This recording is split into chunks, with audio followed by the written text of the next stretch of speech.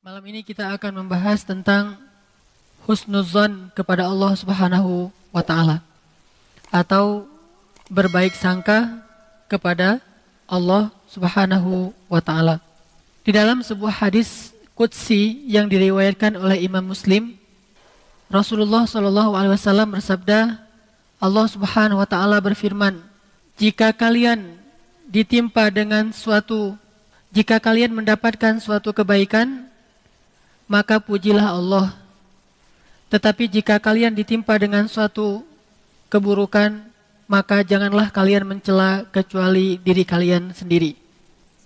Hadis qudsi ini sangat panjang, dan yang kita ambil tadi adalah ujung dari hadis qudsi ini. Salah satu pelajarannya, jika kalian mendapatkan kebaikan, maka pujilah Allah. Tetapi jika kalian ditimpa dengan suatu ujian atau keburukan, janganlah kalian mencela kecuali diri kalian sendiri. Hadis riwayat Imam Muslim. Hadis ini menjelaskan kepada kita bahwa tidak boleh kita menyandarkan satupun hal yang buruk kepada Allah Subhanahu wa taala.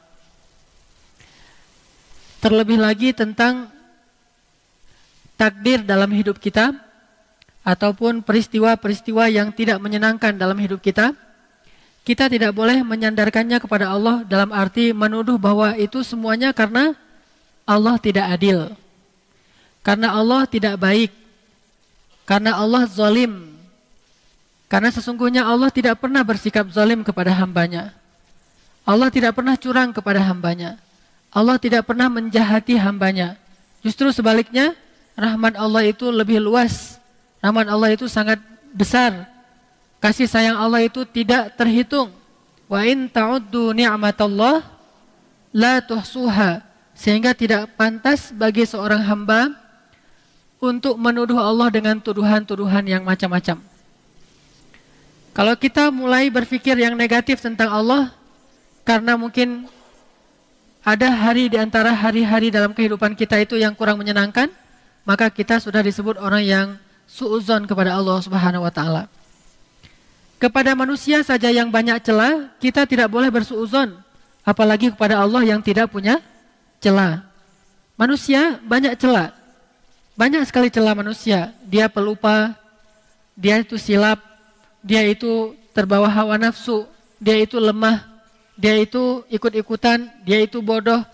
Banyak celah pada diri manusia, tapi tetap ayatnya ijtanibu, jauhilah prasangka kepada manusia.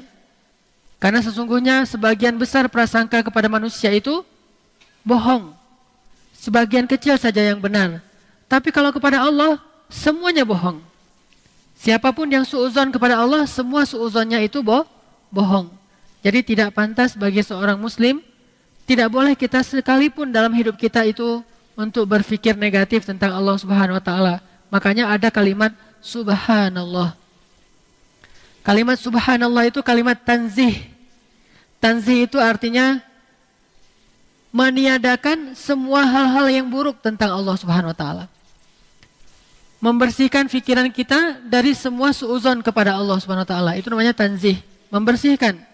Sehingga kita menyebutnya dengan istilah subhanallah. Kita sebut dengan istilah tasbih. Subhanallah wa bihamdihi subhanallah al-azim.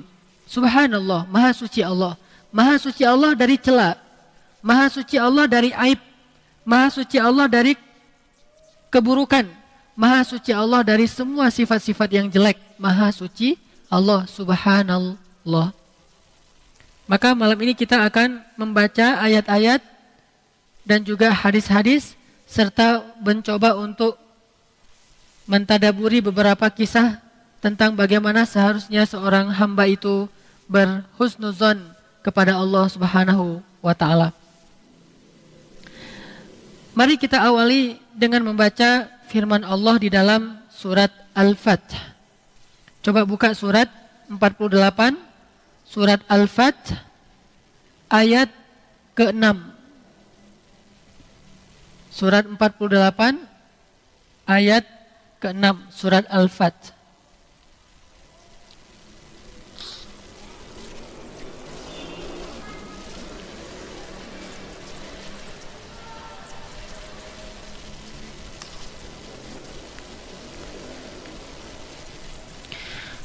أعوذ بالله من الشيطان الرجيم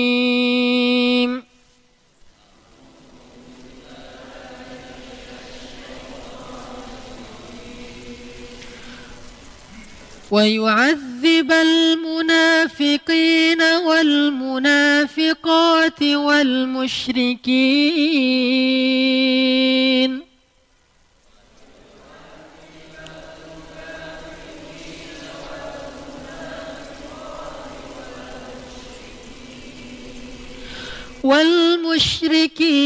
والمشركات الظانين بالله ظن السوء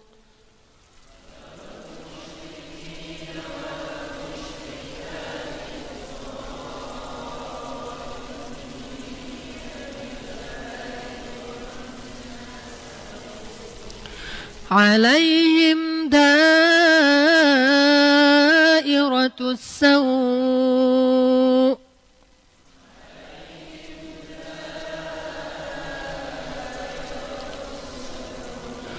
وغضب الله عليهم ولعنهم وأعد لهم جهنم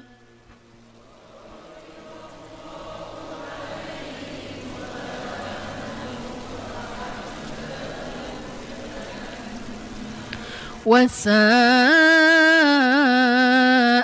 مصيرا.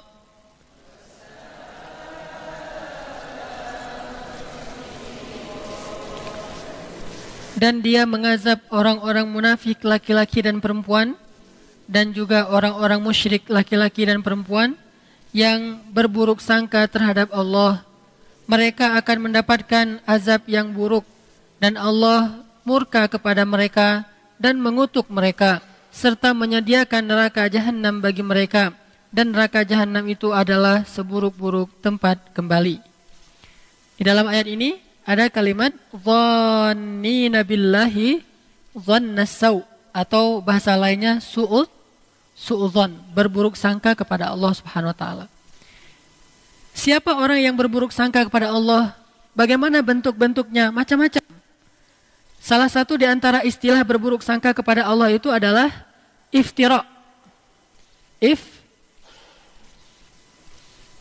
Iftira.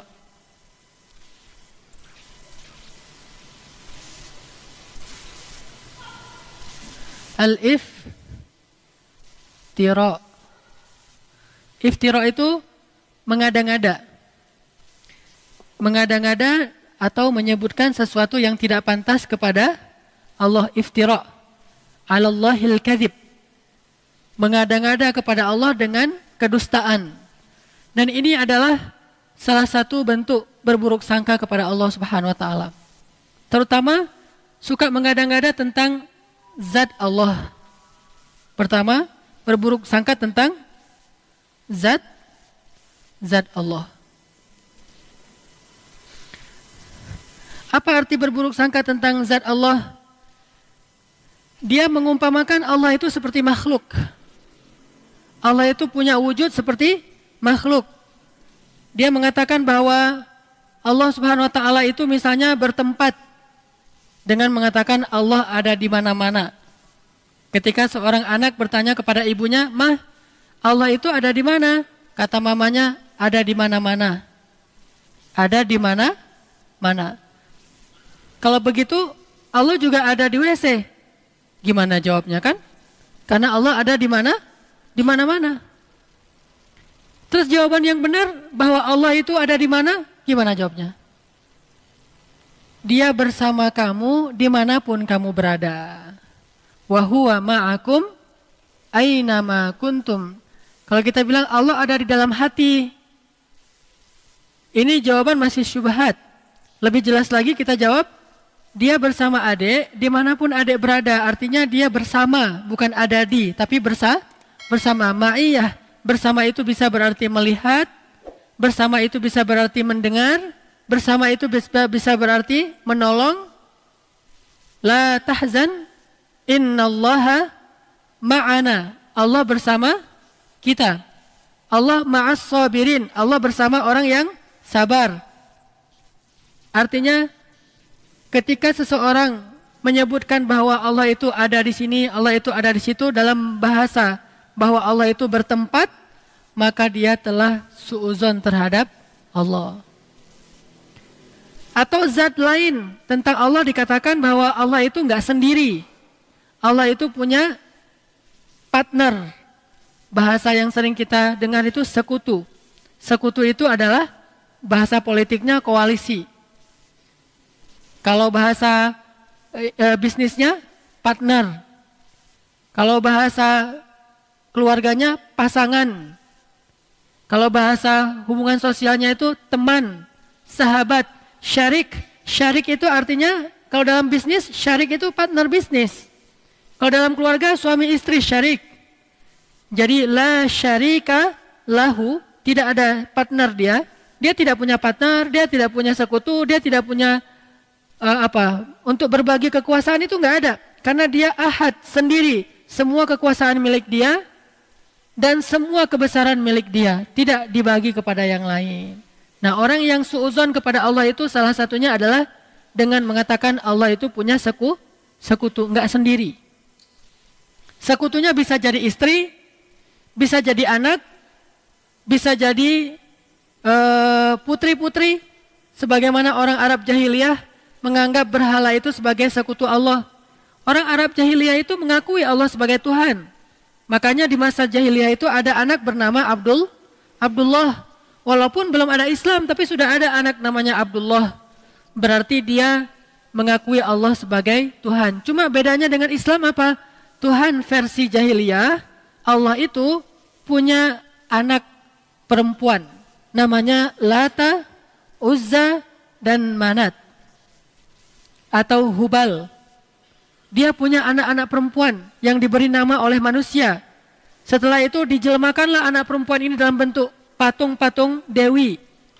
Ada yang panjang rambut, ada yang pendek rambut, ada yang pakai pakaian ini, pakai pakaian itu. Ini dewi-dewi disebutkan dalam jelmaan sebuah patung. Disembahlah patung itu sebagai perantaraan menyembah ayah mereka, yaitu Allah Subhanahu wa taala. Nauzubillah min dzalik.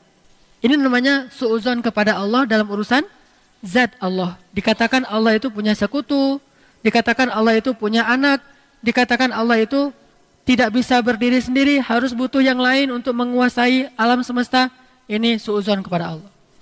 Atau suudzon yang lain kepada Allah adalah menafikan sifat-sifat Allah, menafikan nama-nama Allah yang mulia, menafikan kebesaran-kebesaran yang ada pada Allah Subhanahu wa taala. Ragu kepada kebesaran Allah. Ini berarti suudzon sama Allah. Sama dengan dia bilang, bukan Allah yang Maha Rahman, tetapi adalah seseorang. Bukan Allah yang Maha Rahim, tetapi adalah seseorang.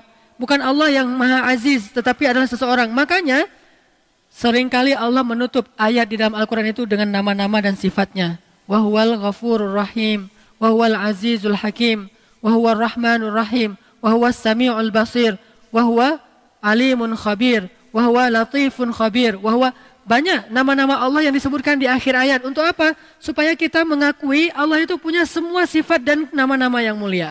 Sifat yang agung. Baik itu sifat jalal atau sifat kamal.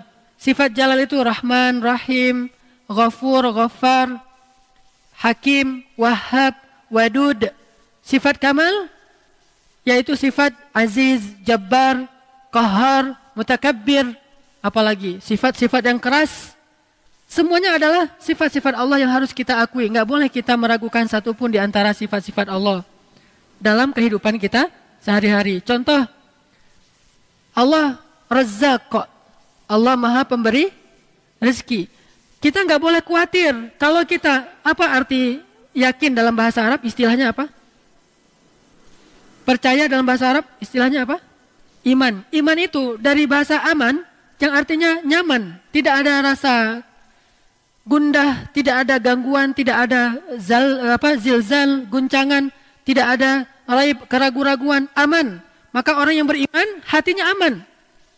Orang yang beriman hatinya tentram. Orang yang beriman hatinya nyaman. Kalau kita yakin bahwa Allah Maha Pemberi rezeki, maka kenapa kita merasa takut? Kenapa kita merasa sedih? Kenapa kita merasa khawatir? Kenapa kita merasa gundah? Kenapa kita merasa was-was? Kenapa? Berarti kita tidak benar-benar yakin Allah sang pemberi rezeki. Kenapa khawatir? Allah kan yang ngasih rezeki. Kenapa kita harus ngebela-belain banget sesuatu yang Allah benci? Kita ambil sesuatu yang Allah larang demi mendapatkan sesuatu nasi, katanya ikhtiar. Padahal Allah yang memberi rezeki, bukan pekerjaan, bukan seseorang, bukan siapapun, tetapi Allah lah yang memberi rezeki. Sehingga orang yang yakin kepada Allah bahwa Allah itu maha pemberi rezeki, dia tidak akan, pikirannya itu nggak akan kemana-mana, nyaman. Tapi ketika dia mulai suuzon sedikit saja, bisa nggak ya saya makan hari ini? Berarti dia sudah suuzon kepada zat Allah sang maha pemberi rezeki. Kalau saya nanti nikah, saya bisa ngasih makan nggak kepada istri dan anak-anak saya? Asa ayyughniyahumullah, kata Allah. Allah yang akan mencukupkan kebutuhan mereka. Yughni bukan cuma cukup, memperkaya mereka. Ngapain lagi khawatir? Yang penting laksanakan perintah Allah. Kalau Allah bilang kerja, ya kerja. Allah bilang cari yang halal, ya cari yang halal. Setelahnya nggak usah khawatir. Maka belajar akidah itu nomor 1 dalam agama.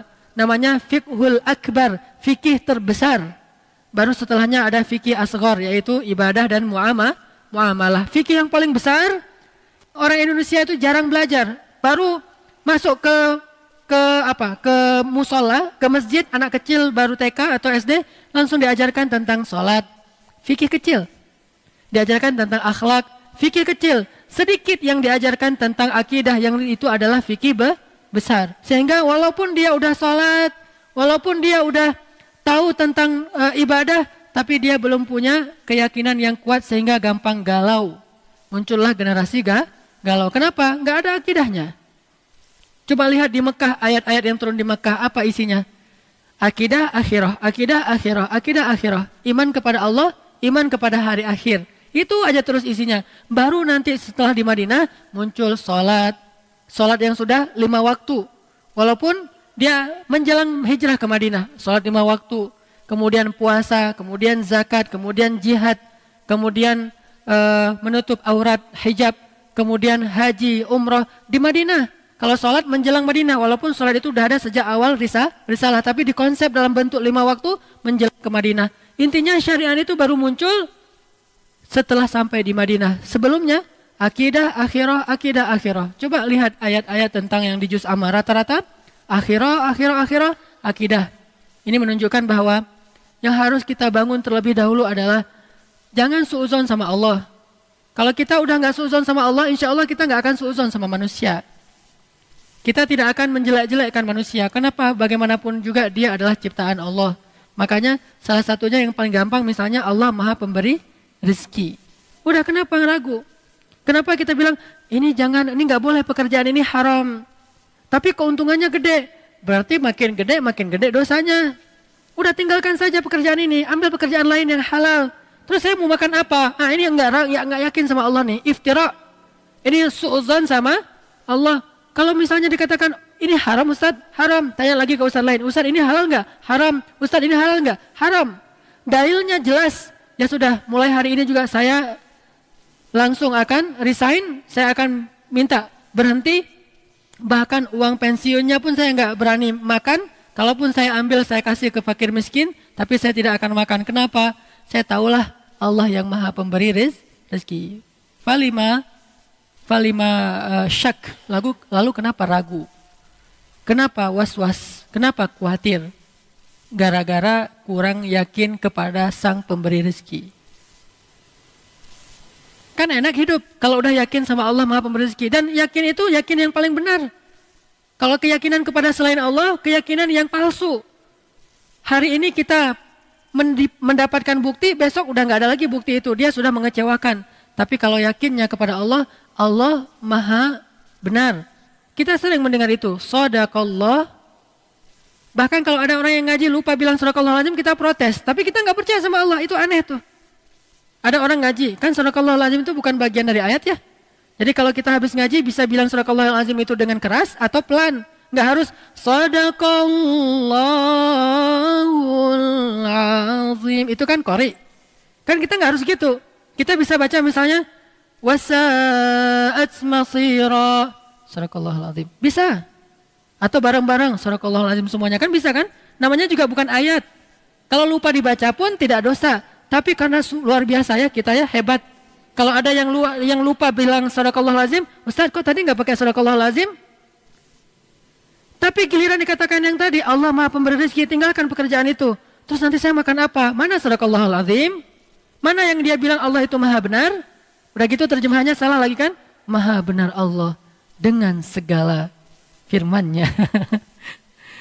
Padahal apa? Maha benar Allah yang Maha Agung. Oh kok gitu Ustaz? Kan udah berpuluh-puluh tahun sejak zaman Soekarno kita udah Maha benar Allah dengan segala firman-Nya. Itulah orang kita, kalau udah jadi kebiasaan, nggak mau lagi diubah. Takut dengan perubahan. Dia bilang nggak boleh fanatik. Kenapa fanatik kepada yang nggak benar? Kenapa nggak berfanatik kepada yang benar?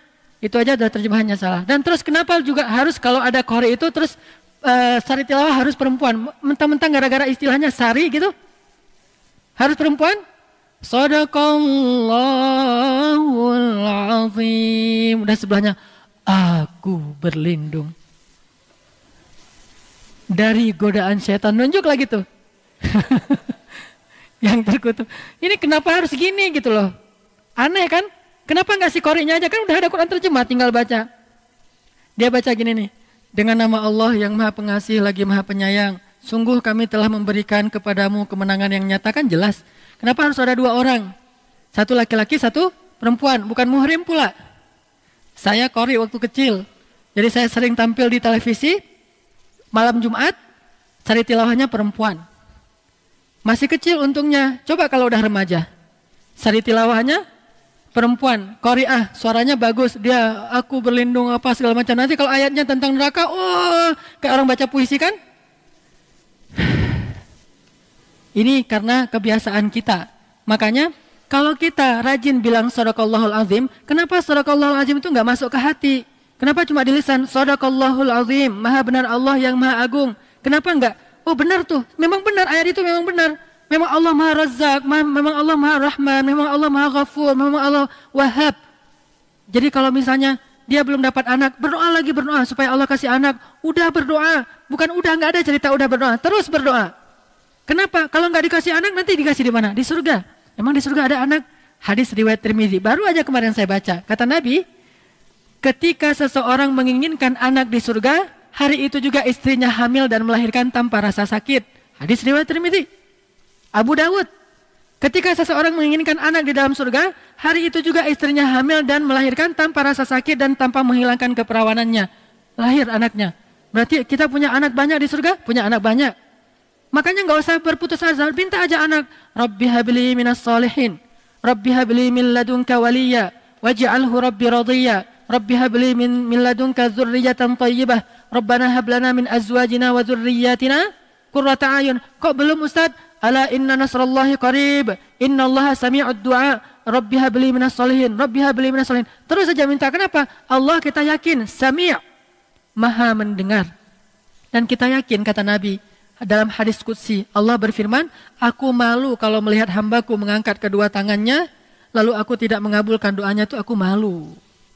Maka kalau kita yakin sama itu, terus saja minta. Allah nih pasti malu nih nggak ngabulin. Allah beri saya anak. Pasti Allah malu. Pasti Allah mendengar. Tapi kalau kita bilang Allah dengar nggak ya? Itu suuzon. Allah mau ngasih nggak ya? Saya khawatir Allah nggak akan ngasih. Itu suuzon. Karena Allah sendiri mengatakan, aku ujibu da'watad da'i idza da'ani. Aku pasti mengijabah. Pasti aku akan memberikan apa yang mereka minta. Maka mintalah ke Allah. Kalau kita ragu, Allah ngasih nggak ya? Allah mendengar nggak ya? Berarti kita udah su'uzan terhadap Allah, iftira. Padahal Allah sami'ud du'a. Allah Wahhab, Maha Pemberi. Allah Syakur, Maha Menghargai. Allah Razzaq, Maha memberi rezeki. Ini nggak boleh kita ragukan sedikit pun sampai nanti kita malah bersu'uzan kepada Allah. Mengurangi hak Allah itu nggak boleh. Jangankan kita ngomong, belum ngomong aja Allah udah tahu. Siapa yang cuma diam-diam aja Allah langsung kabulkan? Rasulullah ketika beliau setiap sore berdiri di atas bukit Sofa ngelihat ke langit. Kayak gitu doang terus pulang. Besok berdiri lagi lihat ke langit. Terus pulang. Tiba-tiba turun ayat. qad nara taqalluba wajhika fis sama' falanuwalliyannaka qiblatan tardaha. Kami telah melihat engkau setiap hari melihat ke langit, kata Allah.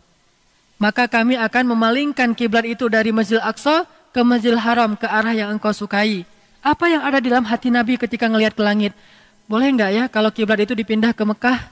Tapi enggak enak mau minta. Cuma lihat ke langit aja setiap hari. Besok pulang. Datang lagi ngelihat ke langit. Pulang lagi. Kan Allah, wa asirru qaulakum awijharu bih innahu alimun bidatis sudur. Mau kalian rahasiakan, mau kalian nyatakan, Allah Maha tahu isi hati atau isi dada kalian. Sehingga Nabi kayak gini doang. Pas pulang besoknya mau datang lagi, langsung turun ayat, kami telah melihat engkau wahai Muhammad yang selalu melihat ke langit, maka kami pindahkan kiblat ke arah yang engkau ridhoi. Maka jika engkau sholat, sholatlah menghadap kepada kiblat yang baru itu. Ini menunjukkan bahwa Rasulullah SAW itu, bahwa Allah SWT itu maha tahu isi hati, apalagi yang sudah ditalaffuz, kita ngomong. Sampai Nabi pernah melihat orang berdoa itu sambil teriak-teriak kepada Allah. Kata Nabi, sesungguhnya kalian tidak sedang berdoa kepada yang tuli. Allah itu maha mendengar, jadi nggak usah teriak-teriak. Nggak usah gitu-gitu juga kali, gitu ya. Udah doa aja yang lembut. Nidaan khafiyya. Doa siapa itu? Zakaria. Nidaan khafiyya, suaranya lembut. Rabbi inni wahanal azmu minni, washta'ala ar-ra'su syaiba, walam akum bidu'aika rabbi syaqiyya. Wa inni khiftul mawaliya min warai wa kanat imraati akira fahabli min ladunka waliya yarithuni wa yarithu min ali yaqub waj'alhu rabbi radhiya. Apa kata Allah? Ya Zakaria. Allah langsung jawab. Jadi enggak usah suuzon sama Allah. Allah dengar enggak ya doa saya yang kemarin?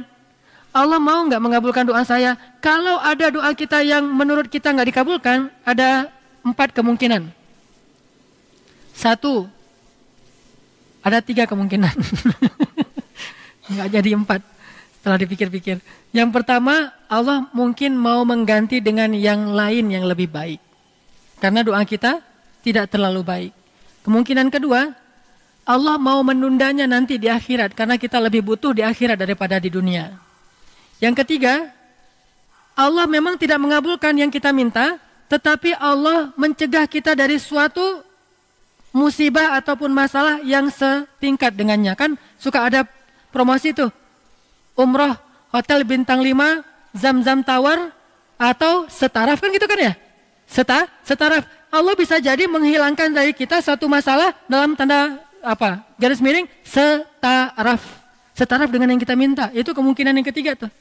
Apakah akan kecewa? Nggak akan kecewa. Namanya juga mungkin lebih baik yang setaraf daripada yang kita minta. Misalnya, umroh nginap di Zam-Zam Tower. Di Zam-Zam itu kelihatan gedungnya dekat, tapi ke kamarnya jauhnya minta ampun. Kita harus naik lift berkali-kali kan? Masuk lift, naik, terus keluar lift, masuk lift lagi, naik lagi, berkali-kali. Memang gedungnya paling dekat dengan masjid. Tapi kalau kita nginapnya di Elaf Kindah misalnya, ini jadi ngomongin hotel, nginapnya di Elaf Kindah. Elaf itu di belakang Zam-Zam, tapi kita keluar dari masjid langsung masuk hotel, 1 kali naik lift langsung masuk kamar.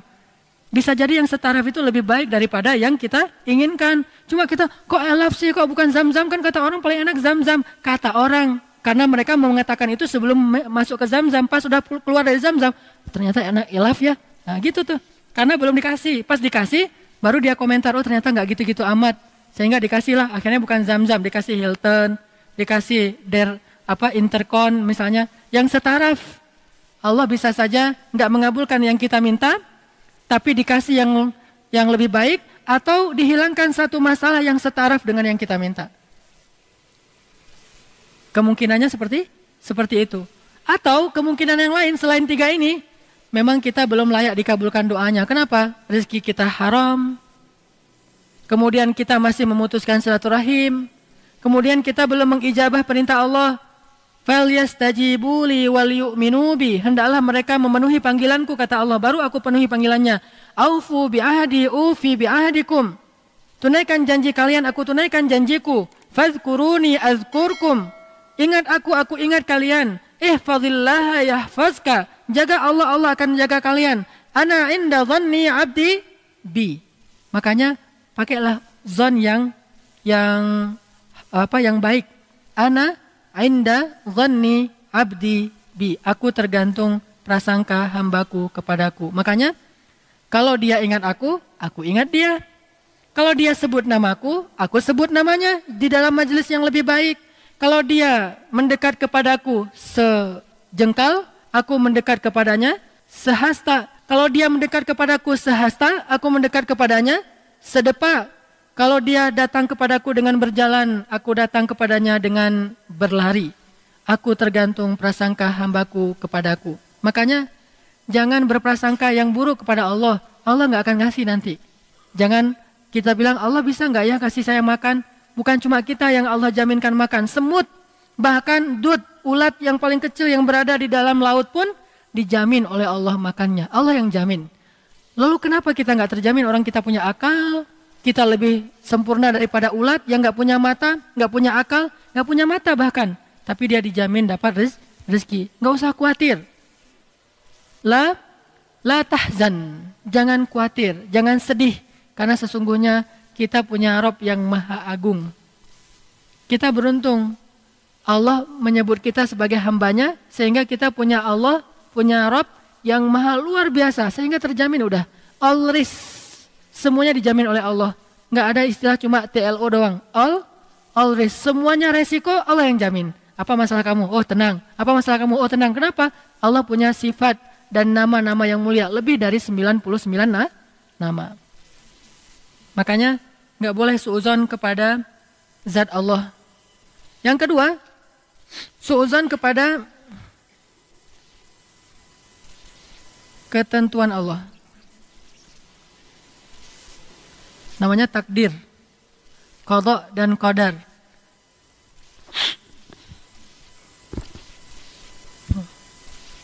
Suudzon kepada ketentuan Allah, takdir. Allah gariskan hidup seseorang demikian. Dalam hidup kita itu ada senang, ada susah. Dalam hidup kita itu ada yang namanya siang dan malam. Dalam hidup kita itu ada musim panas dan musim dingin. Dalam hidup kita itu ada gelap dan terang. Dalam hidup kita itu ada berbagai macam kejadian. Maka semua itu Allah yang mentakdirkan. Jadi jangan suudzon. Kalau kita mendapatkan kebaikan, husnuzon kita bilang alhamdulillah. Kalau kita dapat keburukan, husnuzon kita kepada Allah, kita bilang, ini pasti salah saya. Ini pasti karena kekurangan saya. Allah nggak mungkin salah, saya yang salah. Sehingga kita memperbaiki diri. Itu orang yang suudzon sama Allah. Orang yang husnuzon sama Allah. Kalau orang suudzon, Allah kok tega banget ya sama saya.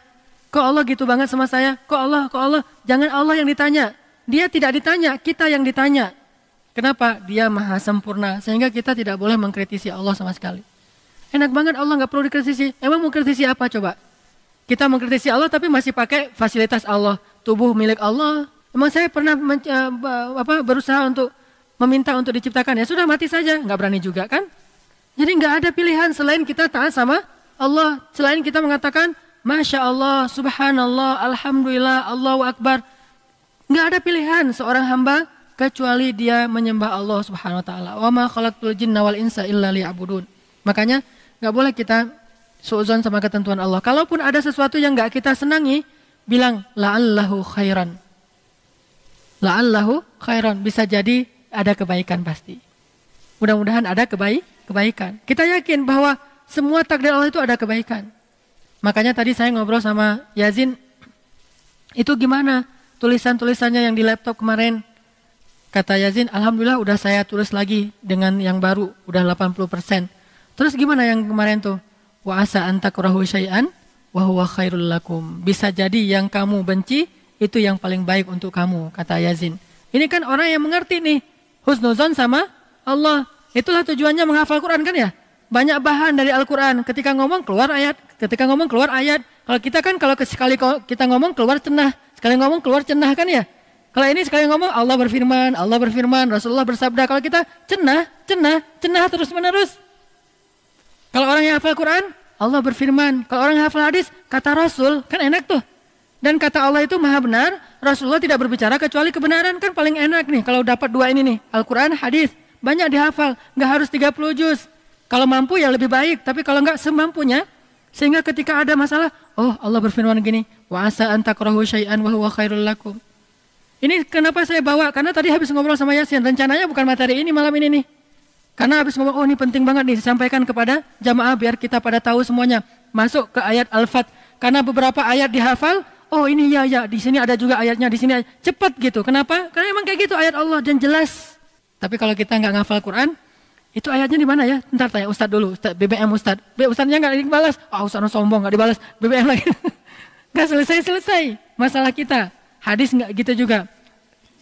Nggak tahu hadisnya, tapi kalau kita hafal Quran, hafal hadis ini luar biasa. Kalau kita hafal juga hadis, selain kita rajin hafal Quran, udah selesai masalah kita. Sehingga kalau ada masalah dalam hidup kita, kita bilang la'allahu khairan. Bisa jadi ada kebaikan, bisa jadi ada kebaikan. Coba buka Al-Quran, surat Al-Baqarah, ayat 216 yang sangat populer itu. Ayat ini wajib dihafal oleh seorang mukmin. Jadi slogan hidup kita. Surat Al-Baqarah ayat 216. Walaupun pembukaannya tentang perang, coba lihat setelah kalimat perang itu, wa asa an takrahu syai'an wa huwa khairul lakum wa asa an tuhibbu syai'an wa huwa syarrul lakum wallahu ya'lamu wa antum la ta'lamun. Bisa jadi kalian benci sesuatu padahal itu baik bagi kalian. Bisa jadi kalian sukai sesuatu padahal itu buruk bagi kalian. Intinya Allah Maha tahu sedangkan kalian tidak tahu. Allah yang Maha tahu. Makanya kalau ada terjadi sesuatu dalam hidup kita, kita pakai ayat ini. Wa asa an takrahu syai'an wa huwa khairul lakum. Bisa jadi yang kamu benci itu ada kebaikan. Allahu ya'lamu wa antum la ta'lamun. Allah ngerti, kalian nggak ngerti. Udah, beres kan? Ridho kan? Lapang dadanya, usaha lagi. Ini kalau kita mau husnuzon sama Allah, bahannya Al-Quran tetap. Bahan pola berpikir mindset kita itu dibangun dengan Al-Quran. La'allahu khair. Ada sebuah buku karangan para ulama, judulnya Qul la'allahu khair. Katakan, semoga ada kebaikan di situ. Ini judul buku. Katakan, semoga ada kebaikan. Ini adalah perintah yang untuk didawamkan dalam hidup kita. Pokoknya ada masalah apa-apa aja, katakan saja, la'allahu khair. Mudah-mudahan ada kebaikan di sini. Berarti dia husnuzon kepada takdir Allah. Kalau Allah tentukan hujan, la'allahu khair. Mudah-mudahan ada kebaikan. Allah tentukan panas, la'allahu khair. Mudah-mudahan ada kebaikan. Allah beri dia sehat, la'allahu khair. Mudah-mudahan ada kebaikan. Allah beri dia ujian sakit, la'allahu khair. Mudah-mudahan ada kebaikan. Allah kasih dia kelapangan rezeki, la'allahu khair. Mudah-mudahan berkah. Allah kasih dia ujian dalam kesempitan rezeki, la'allahu khair. Mudah-mudahan dapat kebaikan. Selalu dia bilang la'allahu khair. Mudah-mudahan ada kebaikan. Ini orang yang husnuzon kepada ketentuan Allah Subhanahu wa taala. Ini mukmin seharusnya begitu. Husnuzon kepada ketentuan Allah. Insyaallah nanti kita lanjutkan setelah salat Isya. Bismillahirrahmanirrahim. Bapak Ibu sekalian, coba kita buka firman Allah di dalam surat Al-Ahzab, surat 33 ayat 10. Surat Al-Ahzab, surat 33 ayat 10. Surat 33 Al-Ahzab ayat 10. A'udzu billahi minasy syaithanir rajim.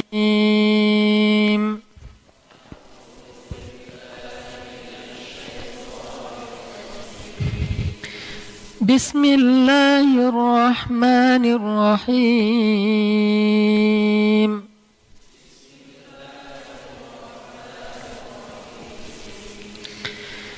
إذ جاءوكم من فوقكم ومن أسفل منكم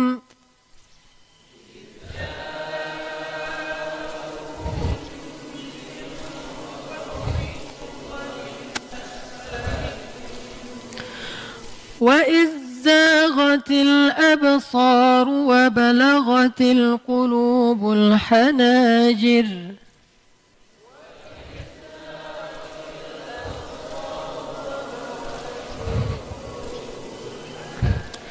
وتظنون بالله الظنون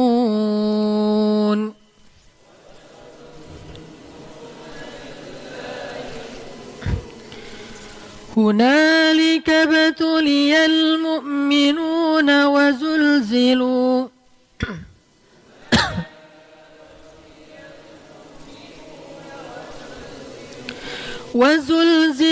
زلزالا شديدا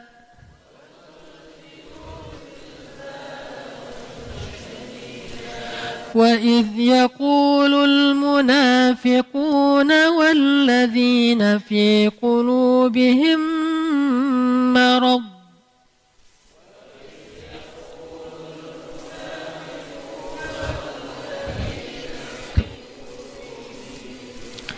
ما وعدنا الله ورسوله إلا غرورا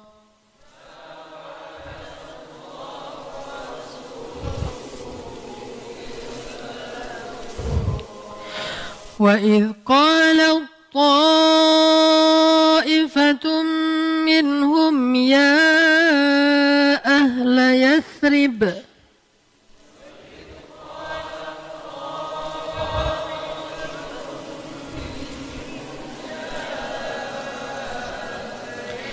يا أهل يثرب لا مقام لكم فارجعوا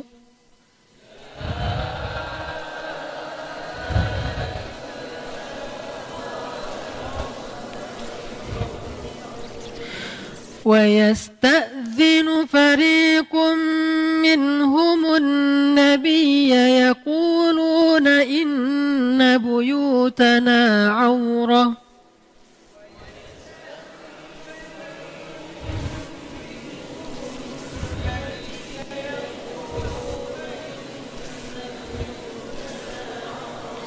وما هي بعورة إن يريدون إلا فرارا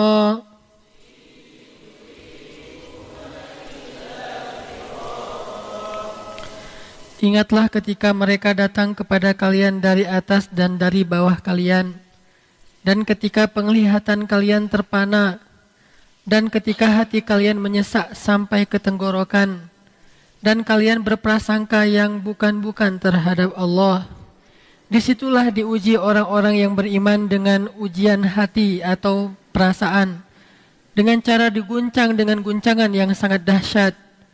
Dan ingatlah ketika orang-orang munafik dan orang-orang yang hatinya berpenyakit berkata, yang dijanjikan Allah dan Rasulnya kepada kita hanya tipu daya semata. Dan ingatlah ketika segolongan dari antara mereka berkata, wahai penduduk Yasrib, tidak ada tempat bagi kalian, maka kembalilah. Dan sebagian dari mereka meminta izin kepada Nabi untuk pulang dengan berkata, sesungguhnya rumah-rumah kami terbuka, tidak ada yang jaga. Padahal rumah-rumah mereka tidaklah terbuka, mereka hanya ingin lari. Coba lihat di akhir ayat 7, wa tazunnuna billahi dhunun, dan kalian berprasangka kepada Allah dengan macam-macam prasangka. Apa maksudnya? Ketika terjadi perang Ahzab, saat kaum muslimin terkepung oleh jumlah musuh yang sangat banyak dan bertahan di luar kota Madinah sekian lama, beberapa minggu, kaum muslimin terpana melihat jumlah pasukan musuh yang sangat banyak. Hampir memenuhi padang pasir, banyak sekali. Kemudian kekuatan mereka yang luar biasa. Kemudian mereka harus bertahan di puncak musim dingin di luar dari rumah. Jadi malam-malam itu kedinginan di pos-pos jaga mereka. Posnya itu bukan tempat ruang kayak ruang security. Ruang security komplek itu masih mending posnya ya.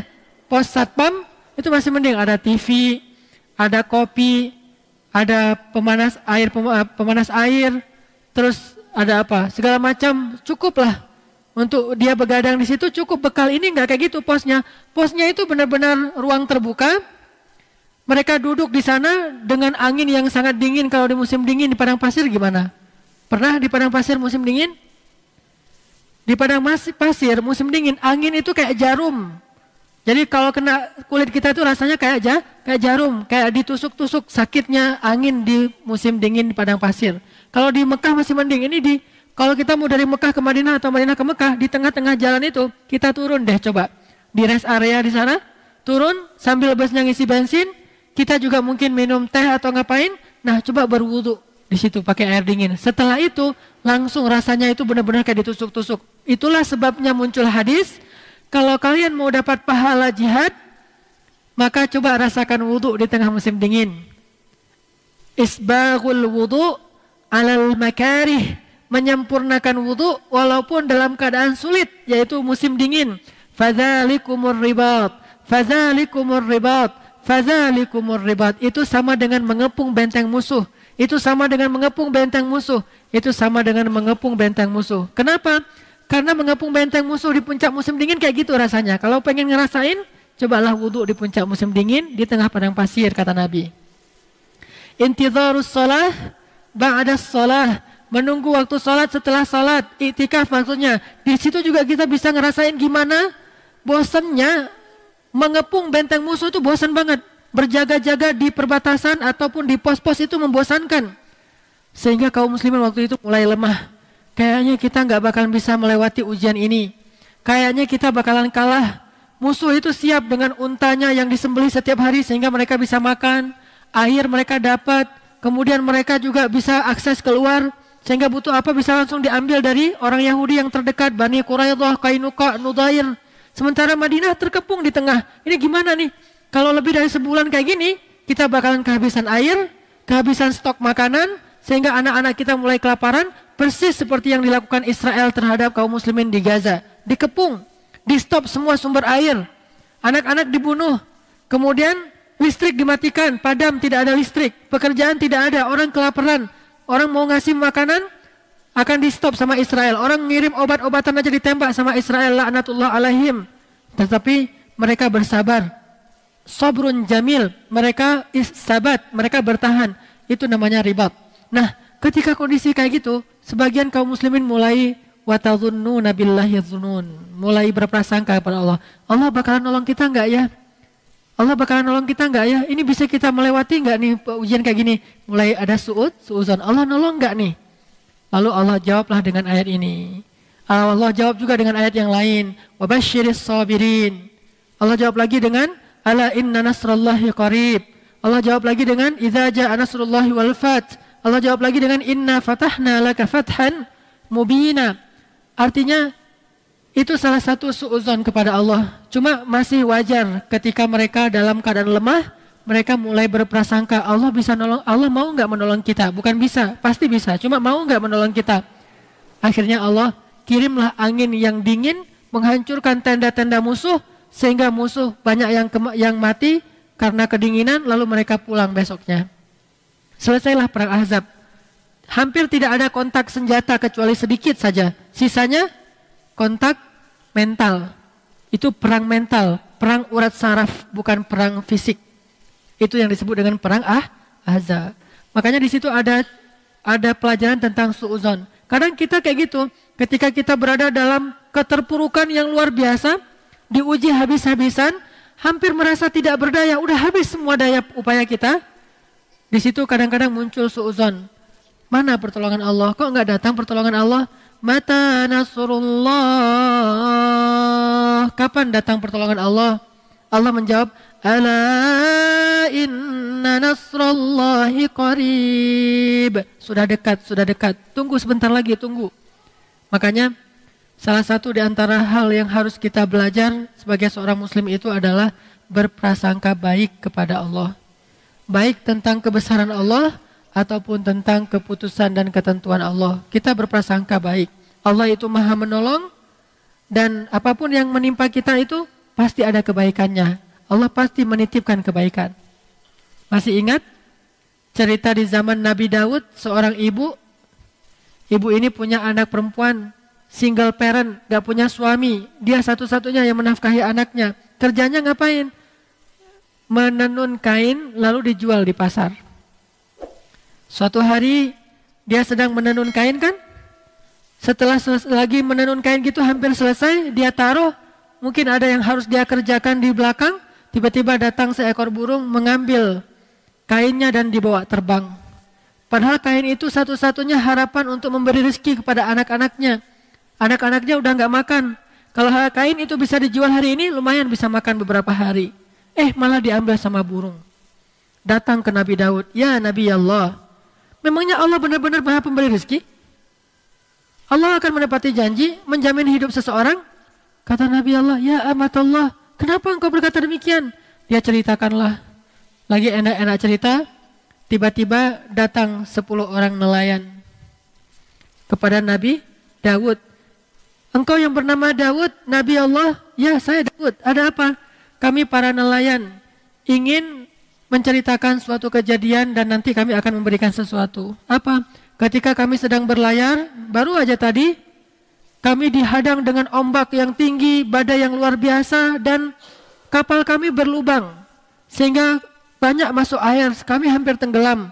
Sehingga kami bernazar, ya Allah, kalau kami selamat hari ini, kami akan bersedekah 10 dinar masing-masing. Sehingga 10 orang menjadi 100 dinar. Tiba-tiba datanglah seekor burung. Burung itu menjatuhkan kain yang tepat jatuhnya di lubang kapal kami, sehingga kapal kami itu kami tambal dengan kain itu tertutup, lalu tidak lagi masuk air dan kami bisa selamat. Ini kainnya. Dibawa kainnya. Pas dilihat, ini adalah kain si ibu tadi yang diambil oleh burung. Maka hari ini kami ingin memberi sedekah nazar 100 dinar. Berapa 1 dinar? 2.600.000, berarti 260 juta harga sehelai kain biasa. Yang mungkin kalau dijual lakunya 50.000, 100.000, ini jadi 270 juta. Dikasih ke Nabi Daud. Nabi Daud senyum aja. Ibu masih bilang Allah itu tidak adil? Allah tidak memberi rezeki? Ini ambil 100 dinar, 270 juta. Allah ngasih rezeki kepada ibu dengan cara yang kita nggak pernah duga. Tapi Allah punya rencana. La'allahu khair, la'allahu khair. Pasti ada kebaikan, pasti ada kebaikan. Kita husnuzon aja sama Allah. Pasti ada kebaikan. Yang terakhir, kita juga harus husnuzon kepada Allah bahwa Allah itu maha menepati janji dan menghargai. Jangan suuzon, jangan sampai kita berpikir, amal saya jadi sia-sia. Itu suuzon sama Allah. Bukankah Allah tidak akan menyia-nyiakan amal? Kalau Allah tidak akan menyia-nyiakan amal, berarti setiap mithqala dzarrah pasti dibalas oleh Allah. Pasti dibalas. Nggak usah remehkan amal yang kecil. Apa kata Allah? Anni la udhi'u amala amilin minkum min dzakarin wa unsa. Aku tidak akan menyia-nyiakan amal kalian, baik laki-laki ataupun perempuan. Itu janji Allah. Gak usah khawatir, udah gitu. Allah maha syakur. Allah maha menghargai. Udah selesai, beramal aja. Gak ada amal kita yang sia-sia. Memaafkan orang lain, gak mungkin sia-sia. Melupakan kesalahan orang lain, gak mungkin sia-sia. Membantu orang yang pernah menyakiti kita, gak mungkin sia-sia. Apalagi, bersikap tawadhu, tidak sombong, gak mungkin sia-sia. Tidak ada yang tahu kebaikan kita karena kita rahasiakan biar ikhlas. Sehingga orang tidak menghargai kita, orang tidak memuji-muji kita. Nggak mungkin sia-sia. Pasti Allah balas karena Allah maha tahu. Manusia walaupun dia tahu memang mau balas apa selain pujian. Pujian bisa dimakan? Pujian bisa membuat kita jadi untung? Nggak ada untungnya selain kepuasan secara hawa nafsu. Manusia kalaupun tahu nggak bisa balas banyak. Tapi Allah maha tahu dan bisa membalas banyak. Sehingga nggak harus manusia itu tahu. Kalaupun manusia itu tahu, bukan dari kita, dari orang lain. Kalaupun dari kita, tetap jaga ikhlas, jangan sampai jadi riya. Karena nggak mungkin Allah menyia-nyiakan amal kita. Nggak mungkin, sekecil apapun. Masih ingat cerita di zaman Nabi Musa? Ketika Nabi Musa bertanya ke Allah, Nabi Musa itu julukannya apa? Kalimullah, bisa nelpon Allah langsung. Bisa langsung bicara dengan Allah, walaupun tidak melihat wajah Allah. Jadi ngomongnya langsung, cuma nggak bisa ngelihat orangnya, nggak bisa ngelihat zatnya. Berarti bisa nelpon. Sekarang mau ngomong sama Allah, tinggal ngomong ya Allah. Allah jawab, wahai Musa. Enak banget kan? Bisa langsung ngomong sama Allah. Kalau Nabi Muhammad lewat wahyu, lewat Jibril. Kalaupun bisa ngomong langsung ke Allah itu sifatnya ketika Isra Mi'raj saja. Sisanya pakai Jibril. Kalau Nabi Musa langsung bisa ngomong, cuma di balik hijab. Bahasa lainnya lewat teleponnya. Ya Allah, kata Nabi Musa, siapakah orang yang paling rendah di antara hambamu? Kata Allah, yang paling rendah di antara hambaku adalah orang yang terakhir kali masuk masjid, yang pertama keluar dari masjid. Masuk masjidnya yang paling belakangan, keluar masjid yang paling duluan. Asal sholat pasti masbuknya paling belakang, giliran keluar dia yang pertama menghidupkan dan menyalakan kendaraan. Orang yang paling rendah kedudukannya di mata Allah. Pokoknya paling belakangan terus, langganan, masbuk, permanen. Giliran keluar, dia juara satu, permanen. Juara satu terus, pasti duluan keluar. Bahkan banyak kan orang yang sengaja kalau sholat Jumat itu duduk paling dekat dengan pintu biar bisa gampang keluar. Soalnya kan nanti crowded, susah keluarnya. Udahlah saya duduk dekat pintu bisa gampang keluar. Ini yang paling rendah kedudukannya di mata Allah. Dilihat sama Nabi Musa, mana orang yang kayak gini nih. Ketemu seorang kakek buta. Asal masuk masjid paling belakang, asal keluar paling duluan. Setiap hari kayak gitu. Oh, ini orang yang paling rendah. Suatu hari orang itu meninggal. Nabi Musa tanya, "Ya Allah, di mana posisinya sekarang?" Kata Allah, "Huwa fil jannah." Dia di dalam surga. Hah? Gimana ceritanya ya Allah dia dalam surga, orang yang paling rendah? Kata Allah, ketika dia pulang dari masjid suatu hari, dituntun oleh pembantunya, dia buta, di tengah jalan dia tanya, "Di mana kita sekarang?" Kata pembantunya, "Kita sedang berada di sebuah tanah yang luas, tanah yang lapang." Kata dia, "Sesungguhnya rahmat Allah itu lebih luas." Sesungguhnya rahmat Allah lebih luas. Kata Allah, "Aku ridho dengan kata-katanya itu, sehingga aku masukkan dia ke dalam surga." Coba.